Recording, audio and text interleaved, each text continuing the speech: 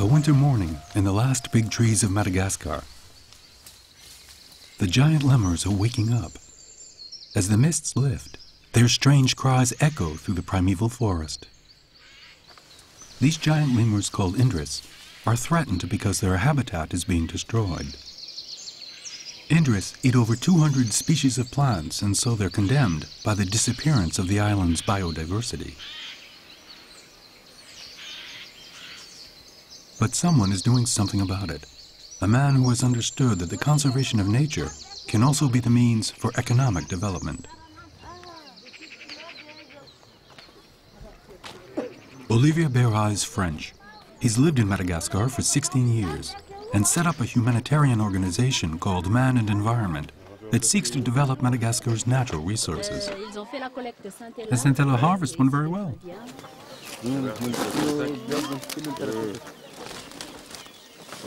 From Avavanas. The leaves are used to make drugs, to heal wounds and for cosmetics, basically skin creams. We trained people in collection techniques so they do it correctly. This gives them an income rather than paying factory workers to do the same job. The leaves are very beautiful. There are no impurities, so this is a high-quality product. Olivier works to prevent the destruction of the forest by organizing the collection of medicinal plants.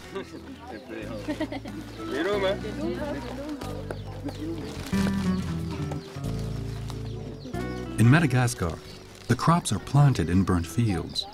Yet every day thousands of acres of forest disappear. In Voiman, the nature reserve he manages, Olivier BEHRA was able to convince the Madagascan government to give all the land to the farmers. This stopped the flow of itinerant croppers and protects what remains of the primeval forests.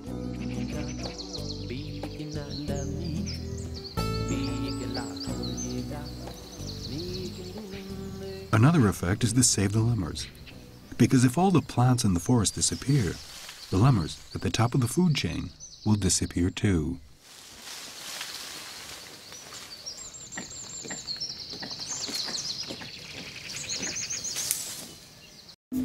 Now Olivier has introduced the same system for collecting medicinal plants and distilling essential oils. His objective is to protect Madagascar's rich ecosystem by involving the Madagascan populations yet again.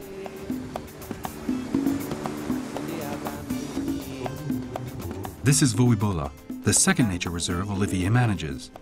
To the east of Madagascar, it is one of the last remaining primeval forests on the country's coast.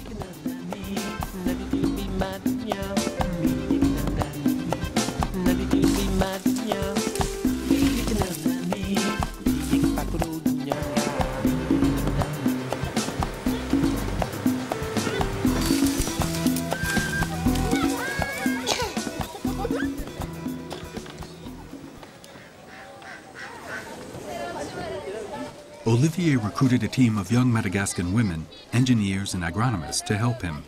Chantal, Sophie and Ravenal met up with all the villagers to forge an atmosphere of mutual confidence. Among the poorest people in the world, they were very interested by the idea of collecting plants. In our policy of using local populations to manage the ecosystem, the valorization of medicinal plants is interesting for two reasons. First, it generates income for them.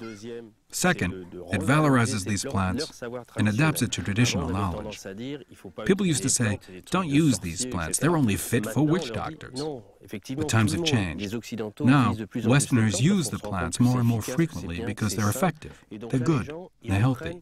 Here people have regained confidence in the use of plants and are proud to preserve their cultural heritage and their forests.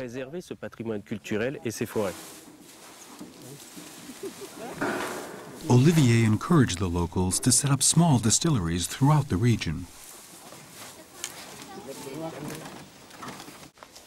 In-depth research programs explore all the properties of the essential oils they produce. Before starting distillation, the first step consists in working with the traditional Madagascan doctors, the healers. We observe how they use the plant, and then we check that the plant does have aromatic properties. The next step is the laboratory phase, and this is followed by local distillation, where Chantal is responsible for standardizing distillation conditions. For example, the essence is distilled for 3 hours and not 3.5, in order to ensure that in the end, the product meets industrial specifications. Products must always have exactly the same chemical compositions.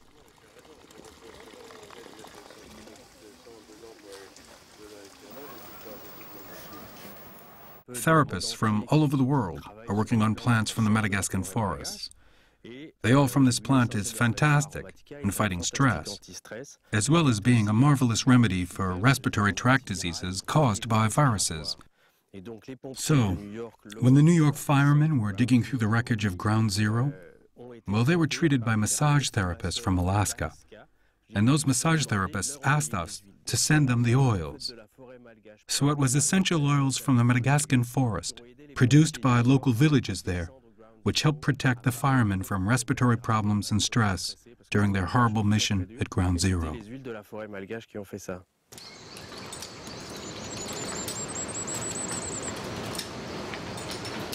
Right. In all my approaches to ecosystem protection, I try to reconcile nature conservation with the good of the local people, because I found it was fundamental to conserve this aspect to ensure short and especially long-term project success. And now I do the same thing with lemurs and plants. We examine all the deities worshipped by the local residents and include them in our ecosystem management policies. By respecting local cultures, we work with them, not against them.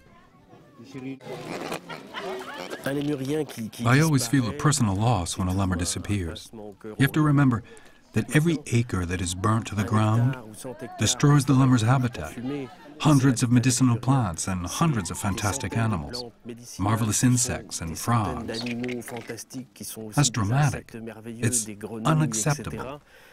We have to stop this wanton destruction.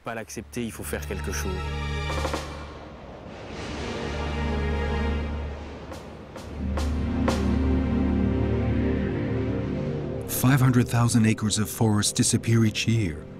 Itinerant agriculture is a real problem, but the prime cause of this massive deforestation is fire. Fire is lit to make charcoal, the only fuel Madagascans can afford. It's not rare to find regions in which forests have completely disappeared. If a small grove is left, it is because it is holy ground, a place where the dead are buried.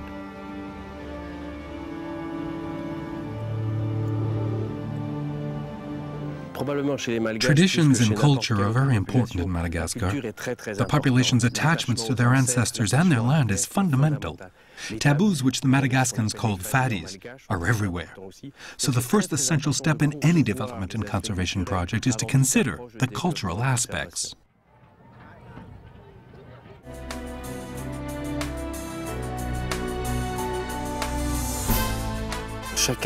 Everyone can do something.